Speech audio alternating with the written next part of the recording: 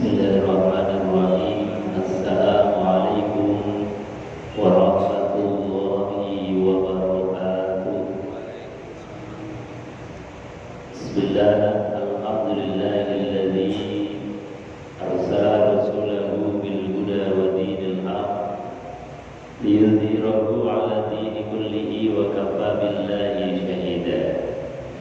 Asyhadu an la ilaha illallah wa asyhadu anna Muhammadan 'abduhu wa rasuluh. Allahumma shalli wa sallim 'ala sayyidina Muhammadin wa 'ala alihi wa sahbihi ajma'in.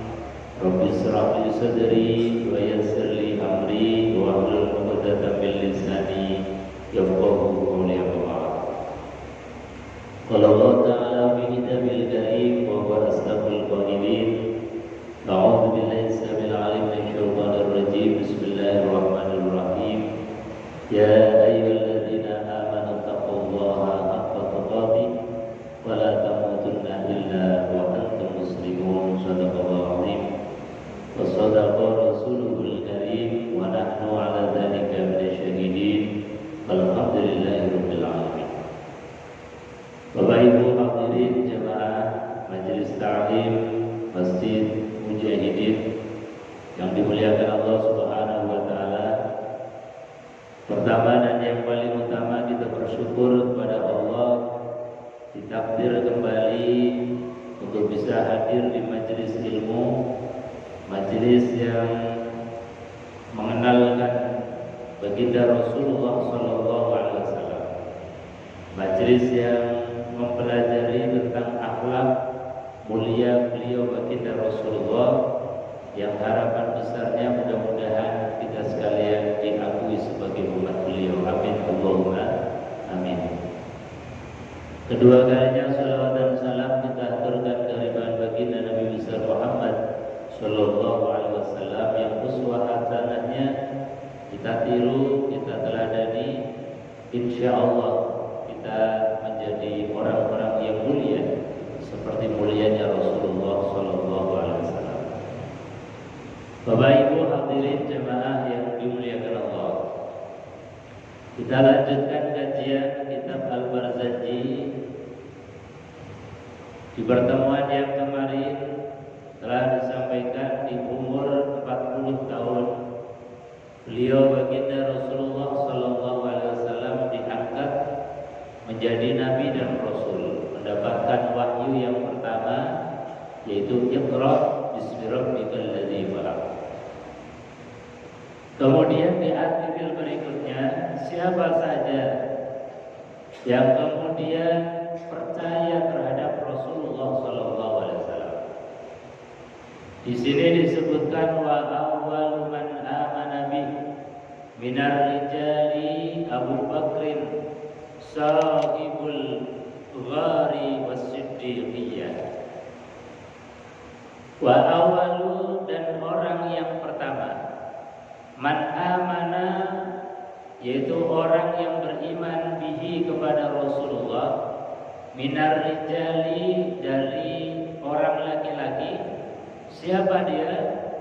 Abu Bakrin, yaitu sahabat Abu Bakar. Jadi orang pertama kali sebelum ada orang yang percaya, sebelum ada yang beriman kepada Rasulullah, ada seorang namanya Abu Bakar yang percaya penuh bahwa beliau mendapatkan wahyu dari Allah Subhanahu wa taala. Siapa Abu Bakar? Disifati oleh Al-Barzanji sahibul ghar was-siddiqiyah. Abu Bakar itu dikasih julukan yaitu sahibul ghar, penghuni gua. Kenapa disifati sahibul ghar?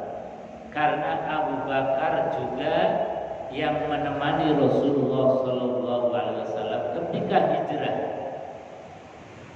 Ketika Rasulullah keluar dari rumah, dikejar-kejar oleh orang-orang kafir Quraisy, hendak ditangkap, dibunuh. Inilah orang yang menemani Rasulullah sallallahu alaihi wasallam sampai di Gua Sur, Gua yang sangat sempit, pengap, yang di dalamnya banyak hewan-hewan yang berbisa. Berdua saja Rasul dengan Shahibul Ghar, yaitu Abu Bakar As-Siddiq.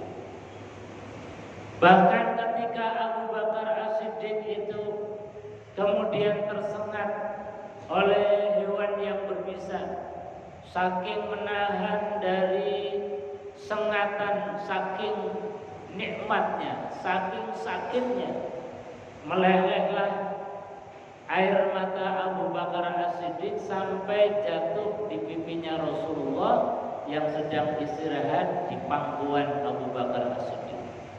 Jadi saking menahan sakitnya tersengat oleh hewan, beliau ini tidak mau mengadu apalagi menangis. Tapi air mata ini tidak terasa, meleleh sampai nempel menetes di pipi Rasulullah Sallallahu Alaihi Wasallam. Ini saking setianya beliau terhadap baginda Rasulullah Sallallahu Alaihi Wasallam.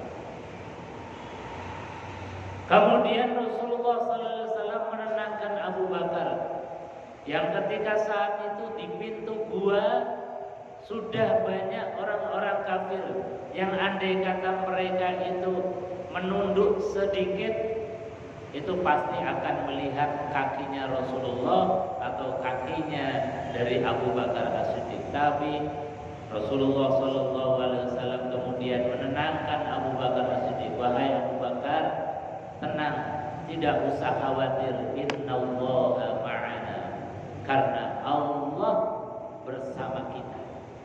Gak usah khawatir, meskipun orang-orang kafir sudah berada di mulut gua, tapi Allah pasti akan menutupi kita. Pasti Allah akan membantu kita. Maka betul, dengan wasilah di mulut gua itu ada sarang burung, yang burung itu langsung kemudian bertelur. Di pintu gua juga ada sarang laba-laba yang langsung membuat rumahnya. Maka orang-orang kafir Quraisy ini di dalam pikiran dan hatinya gak mungkin ini gua ada orang. Tidak mungkin di dalam gua ini ada Muhammad dan Abu Bakar. Maka karena pertolongan Allah dengan menurunkan bala tentara yang sangat remeh, yaitu apa? Laba-laba dan burung, akhirnya mereka pun pergi meninggalkan gua, dan Rasulullah beserta Abu Bakar As-Siddiq akhirnya selamat bisa meneruskan perjalanan kembali menuju ke Madinah. Ini sahabat Abu Bakar yang diberikan gelar Shahibul Ghar, yaitu seorang laki-laki yang menjadi penghuni gua. Abu Bakar As-Siddiq juga disifati, diberikan gelar As-Siddiqiyah, orang yang pertama kali membenarkan. Membenarkan apa? Pertama, membenarkan risalah kenabian baginda Rasulullah SAW. Yang kedua, Abu Bakar As-Siddiq yang pertama kali membenarkan peristiwa Isra dan Mi'raj baginda Rasulullah SAW. Ketika semua orang belum percaya bahwa Nabi Muhammad melakukan perjalanan agung, perjalanan suci spektakuler dari Mekah ke Palestina dalam waktu yang sesingkat-singkatnya. Ini kan sesuatu yang di luar nalar logika kita manusia. Wong zaman kita saja, era modern, Mekah Palestina itu tetap ditempuh dengan beberapa jam. Kok ini Nabi Muhammad mengumumkan habis perjalanan dari Mekah ke Palestina hanya beberapa saat saja. Bahkan disifati, digambarkan di dalam hadis Aisyah itu meriwayatkan tempat tidurnya Rasulullah yang digunakan sebelum beliau Isra Mi'raj sampai beliau kembali lagi, itu tempat masih dalam keadaan hangat. Artinya apa? Bahwa perjalanannya Rasulullah itu betul-betul sangat singkat. Jadi bukan semalam suntuk 3, tapi perjalanan yang begitu singkat. Dibuktikan Aisyah mengatakan tempat tidurnya Rasulullah pun masih hangat.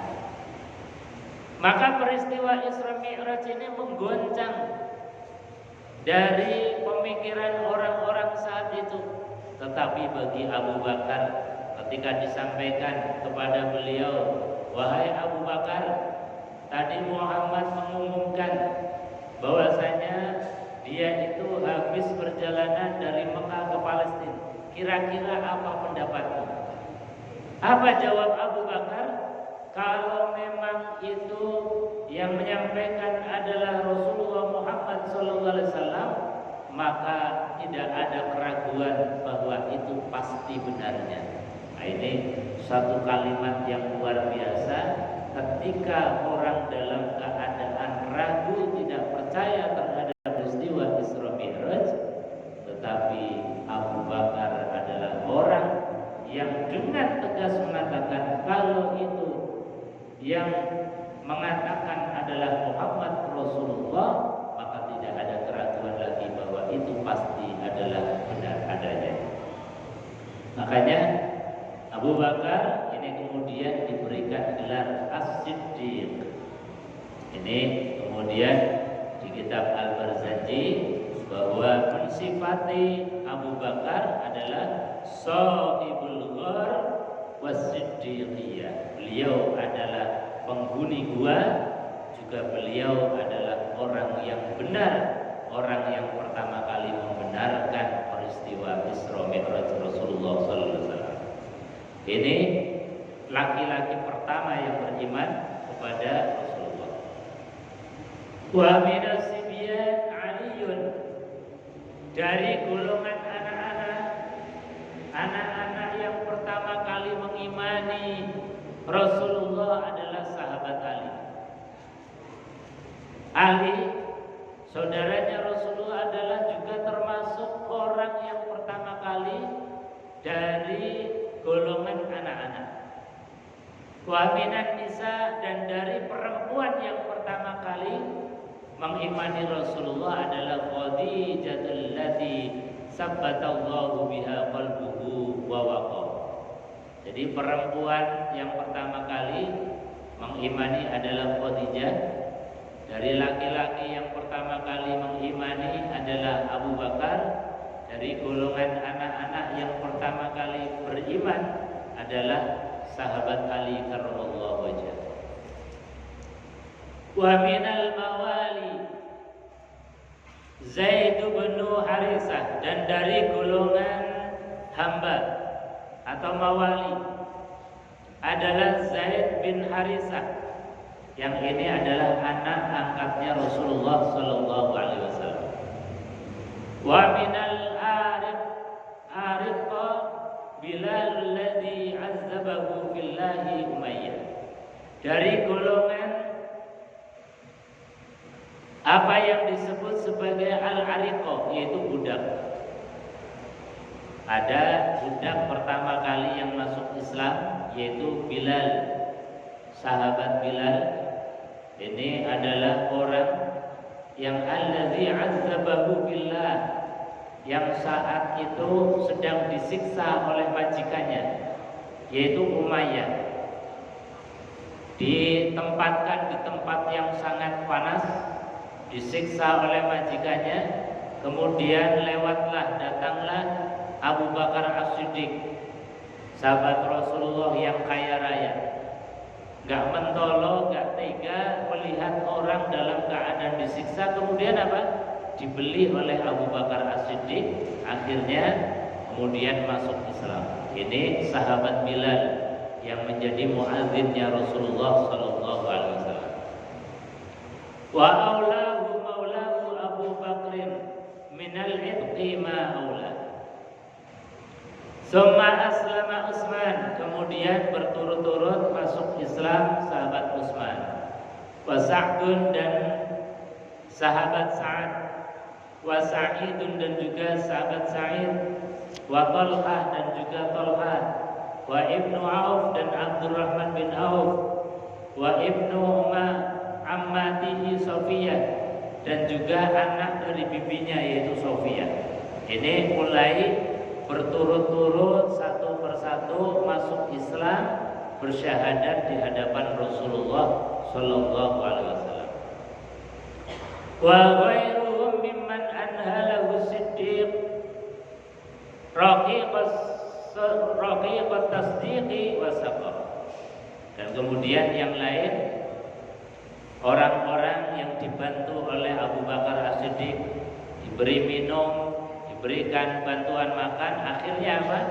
Mereka luluh dan masuk Islam karena kepedulian dan dermawannya sahabat Abu Bakar As-Siddiq. Kita harus tahu orang-orang yang as-sadiqun al-awwalun, yang masuk Islam di periode awal, orang-orang yang menatap wajah Rasulullah, orang-orang yang langsung dididik oleh Rasulullah sallallahu alaihi wasallam. Maka andai kata ini ditulis antrian-antrian orang yang percaya beriman kepada Rasulullah, gak tahu model-model kayak kita ini urutan yang keberapa. Mungkin sudah miliaran antara Abu Bakar As-Siddiq, sahabat Umar, sahabat Utsman, sampai ke kita mungkin antriannya sudah miliaran orang di hadapan Rasulullah sallallahu alaihi wasallam.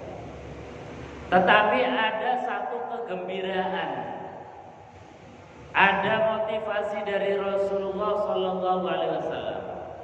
Yang kata Rasulullah, saya ini sangat senang sekali, aku ini gembira sekali terhadap orang-orang yang belum pernah menatap wajahku, orang-orang yang tidak sezaman dengan aku tetapi yakin terhadap apa yang aku ajarkan. Nah, ini termasuk golongan kita ini. Kita terhadap Rasulullah rentang waktunya sudah ribuan tahun, 1445 tahun yang lalu antara kita dengan Rasulullah. Duga kita dengan Rasulullah belum pernah melihat langsung, walaupun dengan mimpi pun belum pernah. Kita dengan Rasulullah sallallahu alaihi wasallam jaraknya sangat jauh. Wajah belum pernah melihat, belum pernah dididik langsung oleh Rasulullah, tapi kita percaya terhadap yang dibawa oleh Rasulullah sallallahu alaihi wasallam. Ini Rasulullah bangganya luar biasa terhadap kita. Maka bersyukur sekali ketika kita tidak sezaman dengan Rasulullah, tidak pernah melihat wajah Rasulullah, tidak pernah dididik, dibimbing langsung oleh Rasulullah, tetapi kita masih mau rukuk sujud, kita masih menyembah Allah Subhanahu wa taala, zat yang maha, yang diajarkan oleh Rasulullah SAW. Ini Rasulullah begitu membanggakan kita di hadapan Allah Subhanahu wa taala. Maka beruntung sekali kita yang jauh dari Rasulullah, tetapi lisan kita tetap bersyahadat asyhadu an la ilaha illallah wa asyhadu anna Muhammadar Rasulullah. Ini luar biasa. Tidak pernah melihat tetapi bersyahadat. Tidak pernah menyaksikan langsung, tetapi kita mengatakan asyhadu anna Muhammadar Rasulullah. Aku bersaksi bahwa Nabi Muhammad adalah utusan Allah. Ini luar biasa. Kalau mereka sahabat yang sezaman dengan Rasulullah melihat langsung dengan Rasulullah, barangkali mungkin wajar. Meskipun juga luar biasa, karena ujian dari orang-orang pertama kali masuk Islam itu toh nyawa. Jadi taruhannya nyawa. Taruhannya bukan hanya harta, tetapi nyawa menjadi pertaruhan iman. Maka alhamdulillah di zaman kita taruhannya bukan nyawa, tetapi ketika kita mampu untuk mengimani Allah, mengimani Rasulullah Shallallahu Alaihi Wasallam yang tidak ada hambatan apapun, kok kemudian kita ini iman, ini Rasulullah Shallallahu Alaihi Wasallam bangga dan senangnya luar biasa. Bapak Ibu hadirin jemaah yang dimuliakan Allah, wa ma zalat ibadatuhu Shallallahu Alaihi Wasallam wa ashabuhu makhfiyatan. Ini sudah cerita tentang orang yang pertama kali masuk Islam. Kemudian disampaikan wa ma zalat ibadatuh, dan tidak henti-hentinya ibadahnya Rasulullah wa ashabuhu, dan ibadahnya para sahabat makhfiyah, di awal-awal Islam itu dengan cara sembunyi-sembunyi. Ini Nabi, sahabat, meskipun yang dibawa itu adalah kebenaran, ibadahnya masih sembunyi-sembunyi. Kenapa? Karena teror, intimidasi dari mereka orang kafir itu luar biasa. Maka alhamdulillah ya Allah, ketika kita ini ibadah yang tanpa hambatan, sholat nikmat, tidak dilarang, sholat di mana saja bisa, di masjid mana saja juga tidak ada masalah. Ini rasanya nikmat luar biasa. Kita bayangkan di awal-awal orang masuk Islam, para sahabat dan Rasulullah ibadah saja makhfiyatan, dengan cara sembunyi-sembunyi. Bahkan ngajinya Rasulullah mengajari para sahabat itu di rumah dengan cara sembunyi.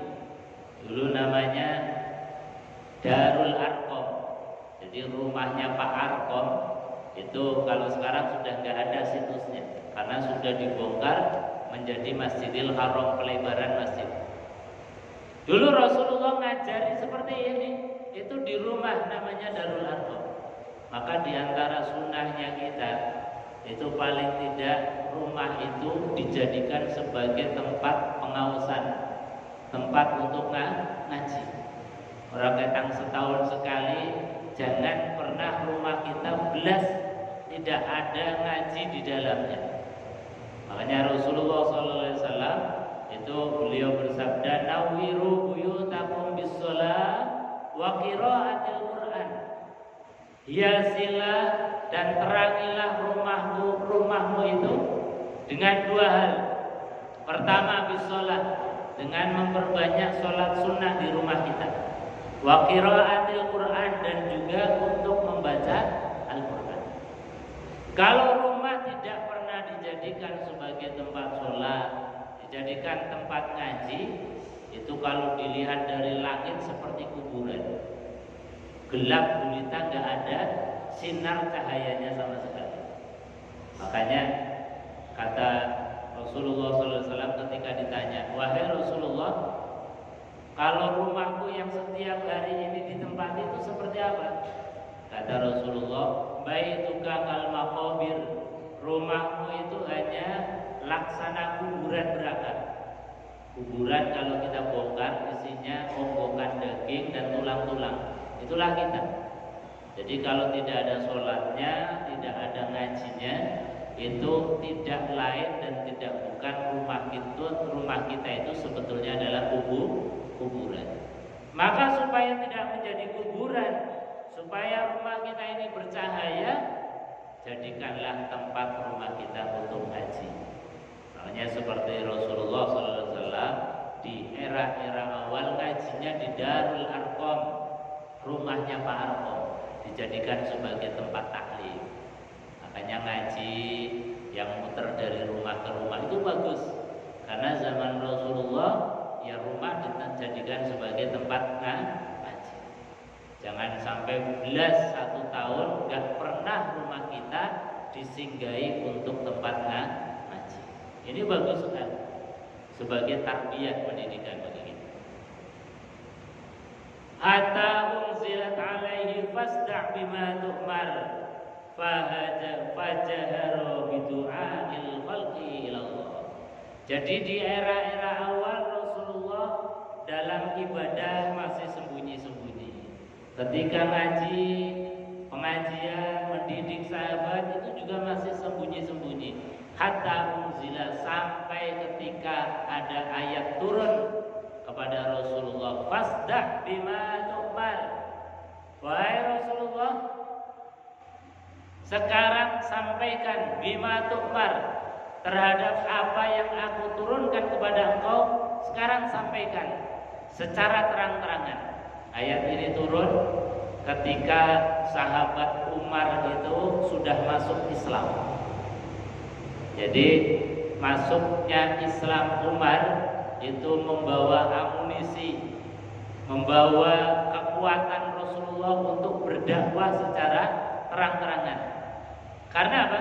Nabi sudah ada backupnya, sudah ada yang menjaga Rasulullah. Bahkan kata Umar, barang siapa yang mengganggu Rasulullah Muhammad SAW, maka pedangku ini yang akan berbicara. Ini Umar mantan preman yang sangat ditakuti, gak ada yang berani kala itu. Mantan preman kok masuk Islam. Setelah masuk Islam menjadi kekuatan bagi Islam. Maka kemudian ayat turun kepada Rasulullah, fasda' bima tu'mar. Wahai Rasulullah, kalau kemarin masih sembunyi-sembunyi dalam ibadah, kemarin masih sembunyi-sembunyi di dalam mengajar, maka sekarang terang-terangan saja, tidak usah sembunyi-sembunyi. Jadi kadang-kadang preman itu juga perlu. Jadi kalau ada preman itu masuk Islam, ini kekuatan bagi kita. Kadang orang-orang soleh masuk Islam, ini ya biasa-biasa. Kalau ngadepi musuh malah inggring-inggring. Tapi kalau preman masuk Islam, ya tetap jadi preman, tapi berubah menjadi preman yang baik. Jadi kalau Islam nggak ada model kayak Umar, mungkin ibadah dan dakwanya Rasulullah masih sembunyi. Maka kita butuh juga orang-orang pemberani, mantan-mantan preman yang masuk Islam justru menguatkan dakwah kita. Karena kalau orang yang Islam itu orang-orang yang santun kayak Abu Bakar, orang-orang yang lemah lembut, ini ya bagus. Cuman dalam dakwah ini jadi kurang. Tapi kalau yang masuk seperti Umar, ketika beliau itu belum Islam, itu orang-orang Islam sangat takut kepada Umar. Setelah masuk Islam, justru orang-orang kafir yang takut kepada kaum muslim. Ini satu amunisi yang luar biasa. Bapak Ibu hadirin jemaah yang dimuliakan Allah. Walam yab'ud minhu qaumuhu hatta aba alihatahum wa amara birifdi ma siwal wahdaniyah. Walam yab'ud minhu qauman, dan tidak menjauhi qaumuhu, kaumnya Rasulullah. Jadi Rasulullah di awal-awal dakwah itu mereka belum menjauhi dari Rasulullah, masih biasa gitu. Tidak ada pertentangan, perlawanan. Hatta aba alihatahum, sampai kepada ketika Nabi itu sudah mulai melarang, jangan lagi menyembah Lata, jangan lagi menyembah Uzza, jangan lagi menyembah patung. Baru kemudian mereka itu akhirnya mulai ada pertentangan, menentang dari dakwahnya Rasulullah SAW. Awalnya biasa-biasa saja, karena yang diajarkan Rasulullah adalah etika, bagaimana kemudian bertauhid yang baik. Ketika sudah mulai melarang orang itu untuk menyembah berhala, mulai ada reaksi pertentangan, perlawanan dari orang-orang kafir. Fatajarru ala mubarazati, maka mereka balik memusuhi Rasulullah bil adawah dengan permusuhan yang nyata, wa adza dan juga mulai menyakiti Rasulullah dan para sahabat. Washtadda 'alal muslimin al-bala, bahkan kemudian ujian berat mulai menimpa kaum muslimin.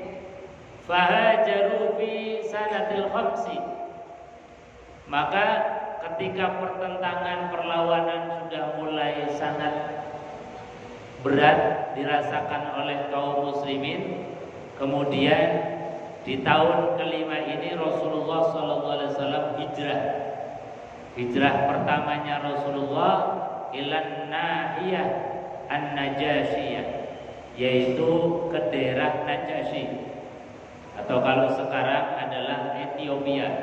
Jadi dari Mekah itu arahnya ke barat daya, nyebrang ke Laut Merah. Di situ ada daerah sebelah selatannya Mesir namanya Najasyi. Rajanya seorang Kristen Ortodok, tetapi sangat care membantu Rasulullah SAW, menerima dengan baik meskipun beliau itu adalah orang yang menganut ajaran atau agama Kristen Ortodok. Rasulullah SAW diterima dengan baik, tetapi biasa kemudian ada intrik-intrik politik. Ketika ada seorang raja menerima Nabi Muhammad, ini yang gak terima kemudian warganya mulai demo. Ya seperti sekarang ya. Misalnya di Indonesia itu kedatangan etnik Rohingya. Meskipun menerima kedatangan itu baik, tetapi karena segi politik ini kemudian dalam bahasanya kita pemerintah mulai digoyang. Sama ketika Nabi SAW itu hijrah pertama kali ke Habasyah, rajanya menerima dengan baik, tetapi rakyatnya ini yang demo. Akhirnya Nabi SAW karena gak enak rajanya ini terus digoyang dengan isu-isu politik, akhirnya Nabi SAW balik lagi ke Mekah. Ini konon Najah Habasyi, ada pendapat yang mengatakan beliau itu telah masuk Islam meskipun sembunyi-sembunyi. Ada yang mengatakan bahwasanya Raja Najasyi itu tetap dalam keadaan memeluk agama semula, yaitu Kristen Koptik atau Kristen Ortodok. Saking baiknya dengan Rasulullah, ketika Raja Najasyi ini meninggal dunia, yang kala itu Nabi SAW sudah berada di Madinah, Nabi itu melakukan sholat ghaib. Sholat ghaib ini sholat ghaib yang pertama yang dilakukan oleh Rasulullah SAW. Makanya kemudian di syariat atau di kita itu diajarkan ketika ada seorang meninggal dunia, kemudian kita belum sempat untuk takziah, belum sempat untuk sholat, kita bisa sholat jenazah dengan cara sholat ghaib. Ini pertama kali dilakukan oleh Rasulullah ketika Raja Najasyi itu meninggal dunia. Makanya tadi, kenapa Nabi itu mensolati? Karena pendapat yang pertama mengatakan bahwasanya karena Raja Najasyi itu telah masuk Islam meskipun sembunyi, yang tahu hanya Rasulullah SAW. Ada lagi yang mengatakan Raja Najasyi tetap belum masuk Islam. Sholat jenazahnya yang dilakukan oleh Rasulullah itu hanya takriman, memuliakan.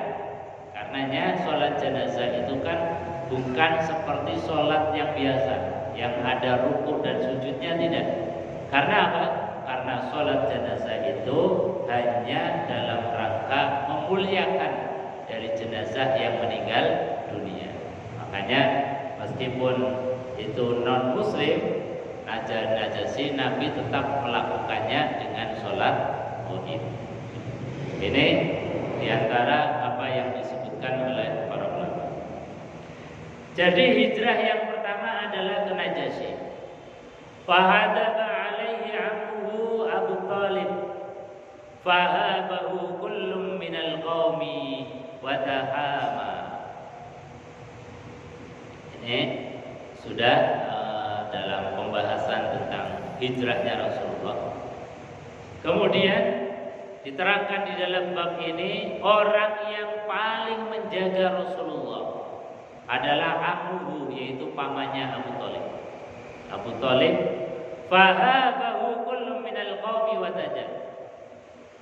Beliau yang paling menjaga Rasulullah dari intimidasi, dari percobaan pembunuhan, dari percobaan pengusiran. Yang sayang dengan Rasulullah adalah Abu Talib.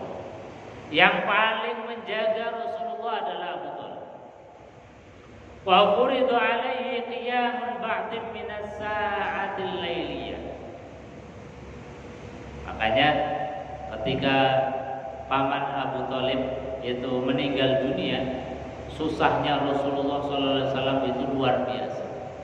Karena apa? Orang yang biasa membela, menjaga, orang yang senantiasa menjadikan orang-orang kafir itu mulai nggak berani terhadap Rasulullah. Tapi kemudian ketika beliau meninggal dunia, susahnya begitu luar biasa Rasulullah Sallallahu Alaihi Wasallam. Bapak Ibu hadirin jamaah yang dimuliakan Allah. Kemudian disebutkan wa furidu alaihi qiyamun ba'din minas sa'atil lailiyah.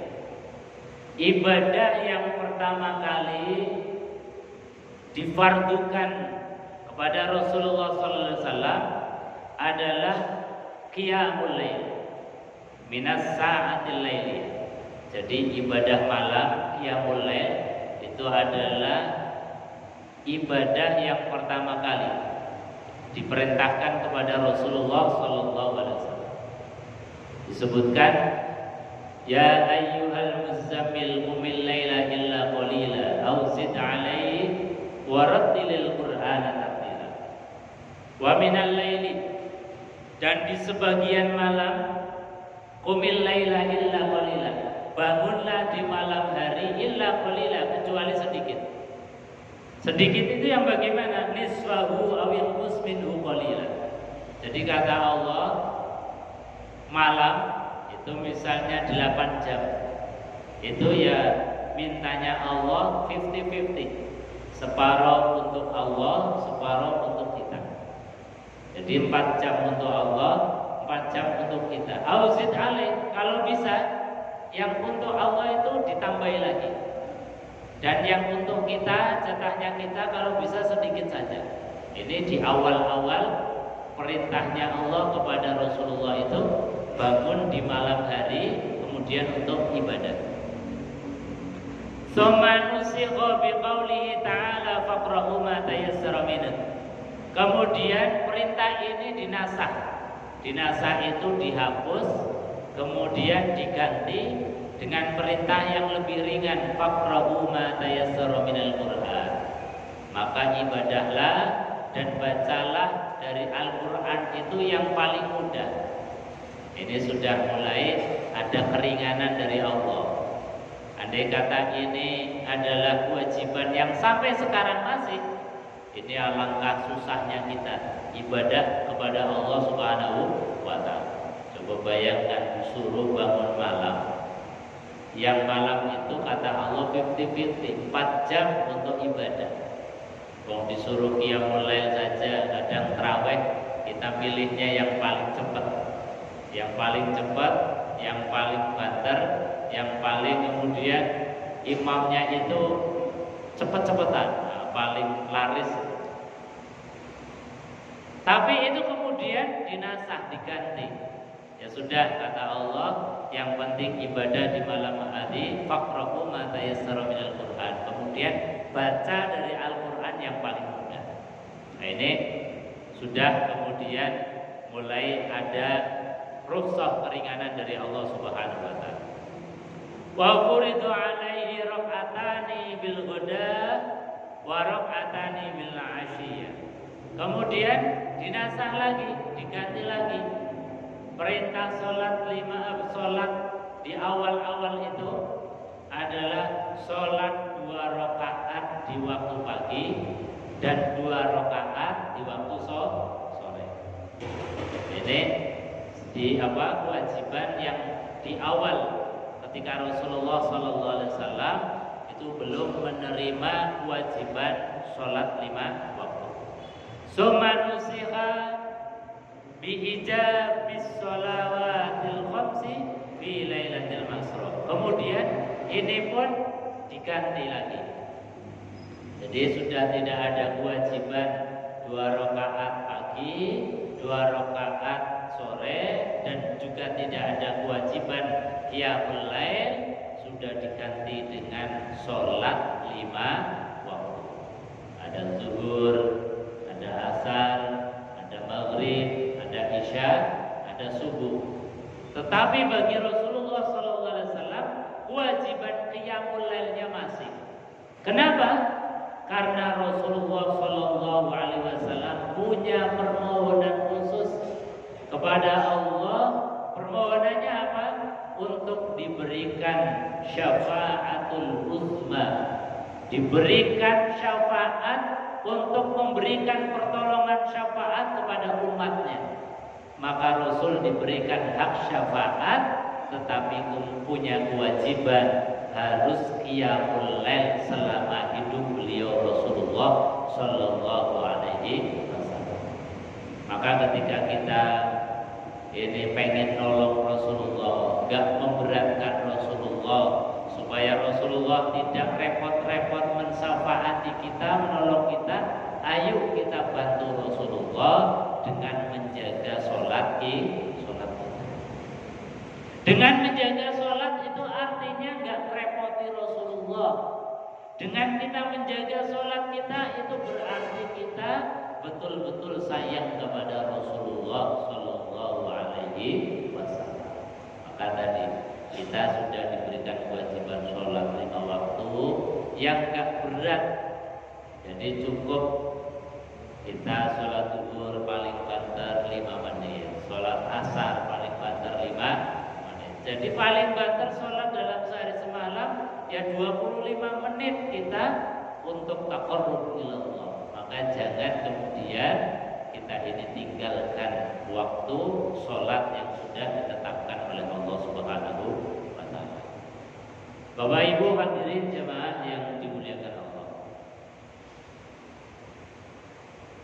Jadi ini di Al-Barzanji yang di bab ini menjelaskan tentang bagaimana proses kewajiban dari Rasulullah SAW dari mulai kewajiban qiyamul lail, ada sholat pagi dan sholat petang, kemudian semuanya itu diganti, dinasah dengan kewajiban sholat 5 waktu.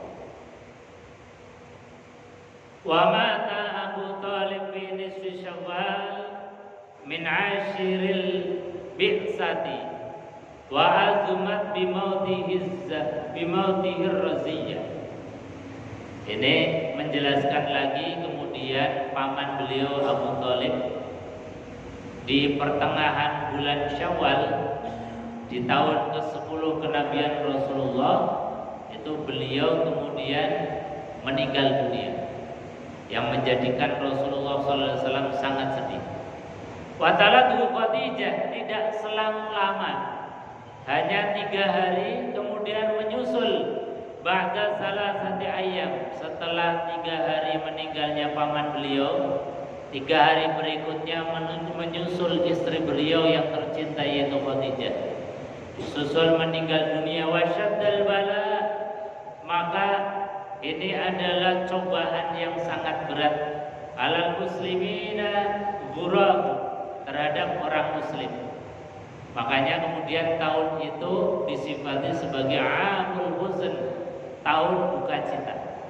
Orang yang paling membela Rasulullah, membackup Rasulullah, membantu Rasulullah itu meninggal dunia, yaitu pamannya, kemudian 3 hari berikutnya menyusul Khadijah istri Rasulullah Sallallahu Alaihi Wasallam. Maka dikala Rasulullah Sallallahu Alaihi Wasallam dalam keadaan sedih, Allah Subhanahu Wa Taala menghibur Rasulullah. Rasulullah diajak healing, jalan-jalan. Jalan-jalannya itu diajak dari Mekah ke Palestina. Perjalanan yang disebut sebagai perjalanan Isra.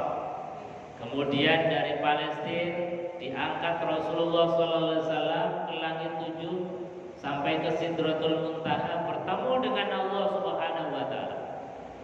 Di Palestina itu dipertemukan dengan para nabi, para rasul, dari Nabi Adam sampai dengan Nabi Isa. Tujuannya apa? Supaya nabi ini terhibur, tidak merasa sedih sendiri. Diperlihatkan juga dengan perjuangan-perjuangan para nabi-nabi terdahulu, sehingga apa? Mentalitas Rasulullah terbangun, bahwasanya nabi rasul sebelum beliau pun diuji dengan ujian yang tidak ringan. Maka ketika sampai kepada Masjidil Aqsa di Palestina, itu kumpul semua nabi-nabi, dari Nabi Adam sampai dengan Nabi Isa alaihissalam. Bahkan kemudian di sana Rasulullah melaksanakan sholat, beliau menjadi imam dan nabi-nabi yang lain menjadi makmum. Ini adalah hiburannya Rasulullah Sallallahu Alaihi Wasallam. Bapak Ibu hadirin jemaah yang dimuliakan Allah, saya kira itu karena ini sudah masuk waktu Isya, insyaallah kita akan melanjutkan di pertemuan yang akan datang. Kita tutup majelis ini dengan doa kafaratul majelis bersama-sama. Bismillahirrahmanirrahim. Subhanakallahumma wa bihamdika asyhadu an la ilaha illa anta astaghfiruka wa atubu ilaik. Assalamualaikum